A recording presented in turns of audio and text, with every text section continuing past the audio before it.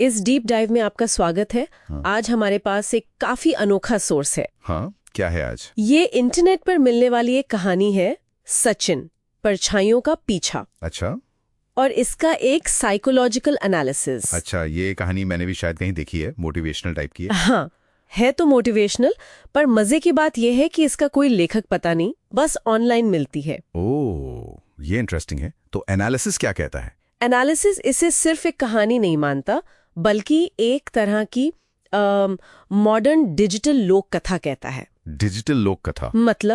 मतलब ये कि ये कहानी शायद अनजाने में ही कार्ल युंग के साइकोलॉजिकल आइडियाज को दिखाती है। Carl Jung?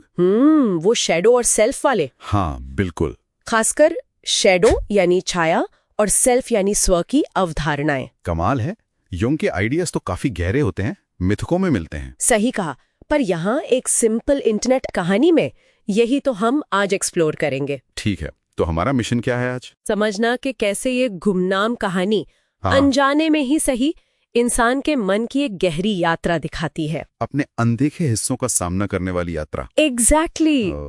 तो चलिए शुरू करते हैं। एनालिसिस की पहली बात ही यही है कि इसका कोई लेखक ना होना हाँ। इसे कमजोर नहीं बल्कि और ज्यादा पावरफुल बनाता है। अच्छा, वो कैसे? क्योंकि तब ये किसी एक इंसान की कहानी नहीं रहती। हाँ, ये बात तो है। ये एक तरह का सामूहिक अनुभव बन जाती है, एक साइकोलॉजिकल मिरर। सही कहा, मतलब इसमें कोई भी अपनी झलक देख सकता है, अपनी चुनौतियों की। बिल्कुल, इसे वो आद्यरूपीय या आर्केटाइपल कहते हैं। मतलब गहरे यूनिवर्सल अनुभव, जैसे फेलियर का डर या खुद पर शक, जो हम सब कभी ना कभी फील करते हैं। हाँ, कहानी का जो मेन पॉइंट है वो लंबी काली परछाई सचिन को दिखती है, वो डरता है उससे। एनालिसिस इसे सीधे युंग की शैडो से जोड़ता है। अच्छा, तो शैडो मतलब सिर्फ डर या नेगेटिविटी या कुछ और भी? यही सवाल है। एनालिसिस कहता है, और युंग भी, कि शैडो सिर्फ नेगेटिव नहीं होती। तो फिर इसमें वो सब कुछ होता है जैसे हम दबा देते हैं, अपनी अधूरी इच्छाएं, पुराने घाव, ओके। और खास तौर पर हमारी दमित क्षमता, रिप्रेस्ड पोटेंशियल, दमित क्षमता। जैसे कहानी में सचिन ने हार मान ली थी। हाँ, जब वो सोचता है शायद मुझसे नहीं होगा, वो अपनी काबिलियत को दबा देता और है। वही दबी हुई काबिलियत डरावनी परछाई बन गई। बिल्कुल, और यहाँ वो डायलॉग बहुत जरूरी है जब परछाई कहती है, कौन सा वाला? तू जितना डरता है मैं उतना काला होता हूँ। हाँ, ये तो सीधा कनेक्शन है। डरने से या नकारने से शैडो और गहरी होती जाती है। सही। और फिर कहानी का टर्निंग पॉइंट आता है जब सचिन रुक जाता है, भागना बंद कर देता है। हाँ, और पलटकर पूछता है, आखिर तू है कौन? अच्छा। एनालिसिस इसे शैडो वर्क की शुरुआत कहता है, मतलब अपने छिपे हुए हिस्सों का सामना करना। एक सचेत कोशिश, कॉन्शियस एफर्ट। ये सिर्फ डर का सामना नहीं है, ये खुद से सवाल पूछना है, सेल्फ रिफ्लेक्शन, जो असल जिंदगी में आसान नहीं होता, काफी हिम्मत चाहिए होती है। बिल्कुल।